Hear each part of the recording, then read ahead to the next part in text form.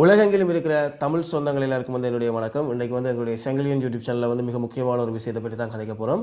அதாவது ஒரு சட்டத்தரணியினூடாக ஒரு பெண் தகாத முறைக்கு உட்படுத்தப்பட்டு இன்று அவள் ஒரு 3 மாத கர்ப்பிணி தாயாக மாறி இருக்கிறார். இது பெரிய ஒரு பேசு பொருளாக இலங்கை முழுவதும் பரவி இருக்கிறது. இது இப்போ சட்டத்தின் முன் கொண்டு வரப்பட்டிருக்கிறது. மேலதிக விஷயங்கள் தான் இது சம்மந்தமாக பார்க்க போகிறோம். அதுக்கு முன்னாடி எங்களுடைய சேனலை சப்ஸ்கிரைப் பண்ணி இணைஞ்சு கொள்ளுங்கள். வாங்க காணொலிக்கு போகலாம். என்ன விஷயம்னு சொல்லி பார்த்தீங்கன்னு சொன்னால், கடந்த 2023ஆம் ஆண்டு ஒரு சட்டத்தரணி தன்னுடைய அலுவலகத்தில் வேலை செய்கிறதுக்காக ஒரு பெண்ணொராளை வேலைக்கு அமர்த்தியிருந்தவர்.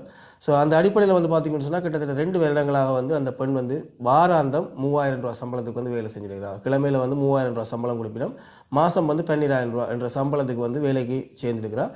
வேலை சேர்ந்து அவள் தன்னுடைய வேலைகளை செய்து கொண்டிருக்கிற சூழ்நிலையில் பார்த்தீங்கன்னு சொன்னால், அவளுடைய குடும்ப பின்னணி எப்படின்னு பார்த்தீங்கன்னு சொன்னால், அவளுடைய குடும்ப பின்னணி எப்படின்னு சொல்லி பார்த்தீங்கன்னு சொன்னால், அவளுக்கு 4 சகோதரர்கள் உள்ளடங்கிய குடும்பம். 4 சகோதரர்களுமே பெண்கள். அப்போ 4 பெண் பிள்ளைகளை கொண்ட சகோதரத்தில் மூத்த பொம்பளை பிள்ளையாக இருந்திருக்கிறார். குடும்பம் மிகவும் வறுமைப்பட்ட குடும்பமாக இருந்ததால் அவள் அந்த லோயர்கிட்ட வேலைக்கு சேர்ந்து தன்னுடைய வேலையை நடத்திக்கிட்டு வந்திருக்கிறார். இந்த அடிப்படையில் அந்த சட்டத்தரணியால் இவாவுக்கு பல தடவைகள் இவா துஷ்பிரயோகத்துக்கு உள்ளாகிறதுக்கான முயற்சிகள் மேற்கொள்ளப்பட்டதாக பிரபல செய்தித்தாளில் சொல்லப்பட்டிருக்குது. அவளுடைய விருப்பம் இல்லாமல் அவள் இந்த துஷ்பிரயோகத்துக்கு ஈடுபட கேட்டதாகவும் அது அந்த பெண் தொடர்ச்சியாக மறுத்து கொண்டே வந்திருக்கிறார். இந்த அடிப்படையில் பார்த்தீங்கன்னு சொன்னால், கடந்த 2025ஆம் ஆண்டு அக்டோபர் மாதம் அவளுக்கு மத்தியான சாப்பாடு அங்கே சம்பளத்தோடு சேர்த்து சாப்பாடு வழங்கப்படுறது. அப்போ அந்த அடிப்படையில் அவளுக்கு மதிய உணவை அந்த லோயர் மூலமாக வழங்கப்பட்டிருக்குது. அந்த மதிய உணவை அவள் உண்ட பிறகு பார்த்தீங்கன்னு சொன்னால், அவளுக்கு ஒரு திடீரென ஒரு தலையில் ஒரு மயக்கத்தன்மை ஏற்பட்டிருக்குது. அதுக்கு பிறகு அவர் அந்த காரியாலயத்தினுடைய உள்ளறைக்குள்ளே கொண்டு போய் தன்னுடைய விருப்பத்துக்கு ஏற்ற வகையில் அவளை துஷ்பிரயோகம் செஞ்சதாக கூறப்பட்டிருக்குது. ஸோ இந்த சம்பவங்கள் நடந்ததால் அந்த பெண்ணுக்கு அந்த விஷயம் தெரிய வந்திருக்குது. இதனால் அந்த அவள் உடனடியாக அந்த வேலையை விட்டு நின்றுட்டாள். இப்போ இந்த விஷயம் தன்னை விருப்பம் இல்லாமல் நடந்ததால் அவள் நின்றுட்டாள். அது மட்டும் இல்லாமல் இந்த விஷயத்தை அவள் எந்த ஒரு தரப்புலையும் சொல்லலை, அவருடைய குடும்பத்திலையும் சொல்லலை, நட்பு வட்டாரங்களையும் சொல்லலை, காவல்துறைகளையும் இது சம்மந்தமாக எந்த ஒரு அறிவிப்பையும் அவள் வழங்காமல் தான் இருந்திருக்கிறாள். இருந்தாலும் இனி இப்படி ஒரு பிரச்சனை வரக்கூடாதுன்றதுக்காக அவள் அந்த வேலையிலேருந்து நின்றுருக்கா. அதுக்கு பிறகு பார்த்தீங்கன்னு சொன்னால், குடும்பம் மிகுந்த வறுமையில் இருந்திருக்குது. இவள் தான் வேலை செஞ்சு வந்தவங்க இப்போ வேலையும் இல்லாமல் இருக்கிறா. அந்த மாதம் கிடைக்கிற அந்த வருமானமும் இல்லாமல் போயிட்டுது. அப்போ என்ன செய்கிறேன்னு யோசிக்க அவனுடைய அடுத்த சகோதரி பார்த்தீங்கன்னு சொன்னால், குறித்த லோயர்கிட்ட போய் அவள் வேலைக்கு இணைஞ்சிருக்கிறாள். ஸோ இணைஞ்சதுக்கு பிறகு பார்த்தீங்கன்னு சொன்னால், கடந்த டிசம்பர் மாதம் 28ஆம் தேதி அவளுக்கு திருமணம் நிச்சயிக்கப்பட்டிருக்கு. இந்த திருமணத்தை பார்த்தீங்கன்னு சொன்னால், குறித்த லோயர் தான் அந்த திருமணத்தை இது பண்ணியிருக்கிறார். என்னென்னு சொன்னால், மாப்பிள்ளையை தெரிவு செய்து அந்த திருமணத்தை அந்த பெண்ணுக்கு நடத்தியும் கொடுத்துருக்கிறார். பார்த்தீங்கன்னு சொன்னால், கடந்த டிசம்பர் மாதம்னு சொன்னால், இன்றைக்கு 1ஆம் மாதம் முடியுது. கிட்டத்தட்ட 1 மாதம் ஆகுது அவளுக்கு திருமணம் முடிஞ்சு. இந்த அடிப்படையில் திடீரென்று அவள் மயக்கம் அடைஞ்சு விழுந்ததால் அவள் கொண்டே வைத்தியசாலையில் அனுமதிச்சிருக்காங்க. இப்படி திடீரென மயக்கம் அடைஞ்சிருக்கான்னு சொல்லி அவளுக்கு சிகிச்சைகள் மேற்கொள்ளப்பட்டு வந்திருக்குது. அதுக்கு பிறகு பார்த்தீங்கன்னு சொன்னால், ஹாஸ்பிட்டலால் சொல்லியிருப்பாங்க, உங்களுக்கு ஒரு குட் நியூஸ் ஒன்று கிடைச்சிருக்குது, உங்களுடைய மனைவி கர்ப்பமாக இருக்கிறா, நீங்கள் அப்பாவாக போகிறீங்கன்னு சொல்லி குறித்த கணவருக்கு சொல்லப்பட்டிருக்குது. குறித்த கணவருக்கோ நல்ல ஒரு சந்தோஷம். இருந்தாலும் அதில் வைத்தியர்கள் ஒரு ட்விஸ்டரை கொடுக்குறாங்க. என்னென்னு சொன்னால், உங்களோட மனைவி 3 மாத குழந்தைக்கு தாயாக போகிறான்னு சொல்லியிருக்கிறாங்க. கணவருக்கு பேர் அதிர்ச்சியாக போயிட்டு, என்னென்னு சொன்னால், திருமணமாகிய 1 மாதம் தான் ஆகுது, என்னோட மனைவி 3 மாத கர்ப்பிணியாக இருக்கலாம்னு சொல்லி அவருக்கு சந்தேகம் எழுந்ததை அடுத்து அதை மீண்டும் கன்ஃபார்ம் பண்ணியிருக்கிறார். கிட்டத்தட்ட 3 மாதங்கள் 12 வாரங்கள் அவள் கர்ப்பிணி தாய்மாக இருந்திருக்கிறார். இதனால் கோபம் கொண்ட கணவர் என்ன செஞ்சிருக்கார், திடீரென அவள் பிரிஞ்சு இனி உன்னோட வாழையில் அது உன்னுடைய நடத்தை பிழை என்று சொல்லி அவள் விட்டுட்டு விலகிட்டார். அவர் கொடுத்த மனைவியை விட்டுட்டு அவர் போயிட்டார்.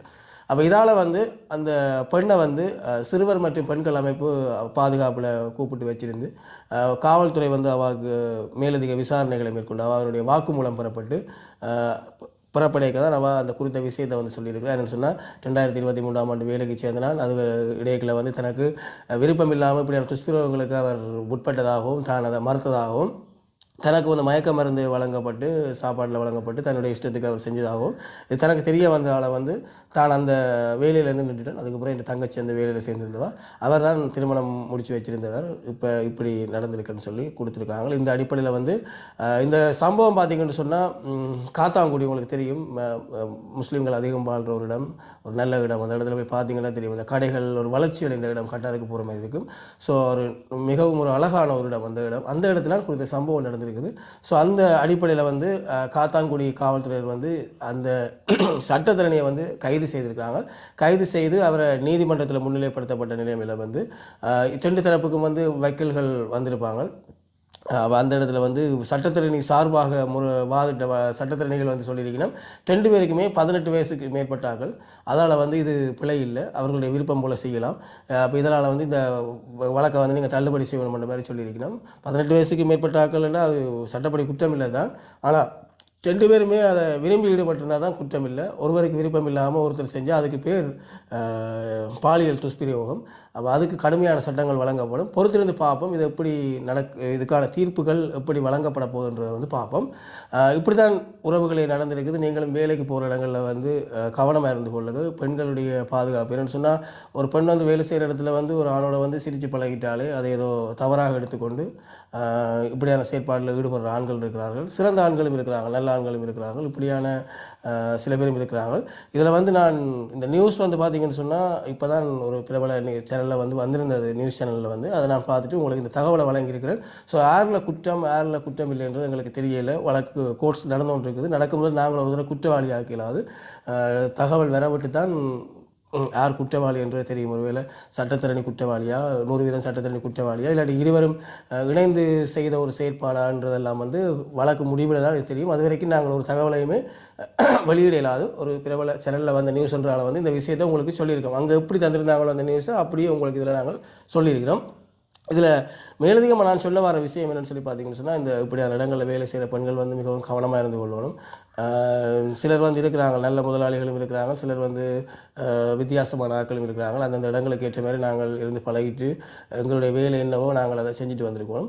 இருந்தாலும் நான் இதில் வந்து இப்போ எனக்கு சில டவுட்டுகள் எல்லாம் இருக்குது. அதை வந்து நான் உங்களோட பகிர்ந்து கொள்கிறேன். ஆனால் அது வெறும் டவுட் தான், அதுக்கு உங்களுக்கு பதில் தெரிஞ்சால் சொல்லிட்டு போவோம். ஒருவர் வந்து இப்போ ப்ரெக்னெண்ட்டாக இருக்கிறேன்னு சொல்லி ஹாஸ்பிட்டலில் சொல்லியிருக்கிறாங்க. ஒருவர் மயக்க நிலையில் இருக்க அவரை வந்து ஒருவர் பைபோஸா வந்து சுயநினைவு இல்லாமல் இருக்கிறாங்க. மயக்க நிலையில் இருக்குன்னா அவருக்கு சுயநினைவு இல்லை.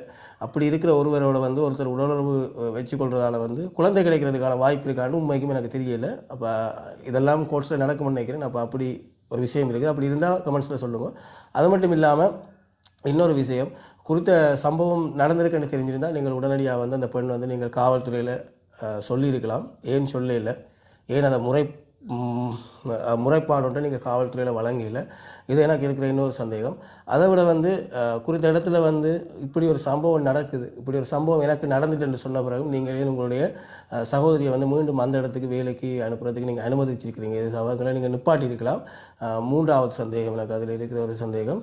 4வது சந்தேகம், திருமணத்தை வந்து நடத்தி வச்சது அந்த லோயர் நடத்தி வைக்கிறேன்னு சொன்னால் அந்த திருமணத்துக்கு நீங்களே ஆதரவு வழங்கினீங்க. அவருக்கு சொன்ன அவர் செய்கிற கல்யாண வீட்டுக்கு நீங்களே சப்போர்ட் பண்ணி அந்த திருமணத்தை முடிச்சிங்க. இது 4 எனக்கு இருக்கிற கேள்விகள். அதுக்காக அந்த பெண்ணை நான் குற்றவாளின்னு சொல்லலை. அவருடைய மனநிலை, பயம், இப்படியான விஷயங்கள் எல்லாம் வந்து ஒருவேளை இப்படியான விஷயங்களை செய்கிறதுக்கு தூண்டி இருக்கலாம். தன்னுடைய எதிர்காலம் பாதிக்கப்பட்டுரும், இது சம்மந்தமாக நாங்கள் கம்ப்ளைண்ட் பண்ணால் எங்களுடைய எதிர்காலம் போயிடும், சரி நடந்து போயிட்டுது, கோர்ட்ஸ் வழக்குன்னு தெரியாமல் என் வாழ்க்கையை நான் பார்த்து கொண்டு போகலாம்னு அந்த பெண் நினைச்சிருக்கலாம். இருந்தாலும் இப்படியான விஷயங்கள் இருக்குது. இதனால் வந்து இது சம்பந்தமான உங்களுடைய தகவல் என்னன்றதை நான் அறிஞ்சு கொள்ள விரும்புகிறேன். வழக்கு தொடர்பான விஷயங்கள் வந்து இன்னும் வராத நிலைமையில் வந்து இது தொடர்பான தகவல்களை வந்து நாங்கள் வெளியிடுவதற்கு எங்களுக்கு அனுமதி இல்லை. நன்றி சொந்தங்களே. இதுதான் எங்களுடைய சேனல் பிடிச்சிருந்தால் லைக் பண்ணுங்கள், சப்ஸ்கிரைப் பண்ணுங்கள், தொடர்ச்சியாக காணொலி அறிஞ்சு கொள்ளுங்கள். சமூகம் தொடர்பான சமூக அக்கறை, சமூக விழிப்புணர்வு தொடர்பான தகவல் வந்து எங்களுடைய யூடியூப் சேனலாக நீங்கள் நாளாக பார்க்கலாம். உங்களுக்கு மிகவும் பயனுள்ள ஒரு சேனலாக வந்து இது அமையும் என்று நாங்கள் நம்புகிறோம். பிடிச்சிருந்தால் உங்களுடைய நட்பு வட்டாரங்களுக்கு வந்து இந்த சேனலை வந்து ஷேர் பண்ணி விடுங்க. நன்றி சொந்தங்களே. ஓகே.